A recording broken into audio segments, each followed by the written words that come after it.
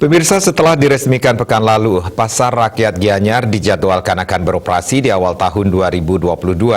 Kepala Dinas Perindustrian dan Perdagangan Kabupaten Gianyar, Luh Gede Eka Suari mengatakan, sebelum beroperasi akan dilakukan proses pengundian lapak pedagang.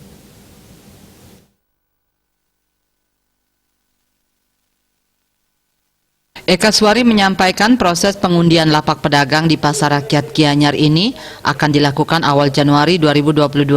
Ia menjelaskan Disperindak sudah memiliki pengalaman dalam proses pengundian pedagang.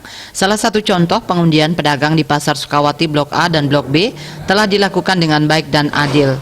Ini dikarenakan semua pedagang Pasar Sukawati Blok A dan B mengikuti proses pengundian dengan tahapan yang jelas. Kadis Perindak Gianyar ini memastikan proses pengundian lapak pedagang Pasar Rakyat Gianyar juga akan berjalan secara jujur dan adil. Semua proses pengundian lapak pedagang dilakukan dalam satu komando Disperindak Gianyar dengan arahan Bupati Gianyar. Eka Suari menampik isu adanya praktek jual beli lapak strategis. Semua proses pengundian lapak ini diikuti oleh pedagang.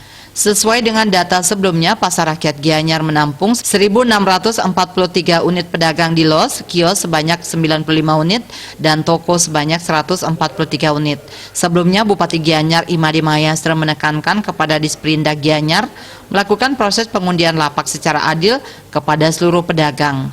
Wirnaya Bali Pos melaporkan.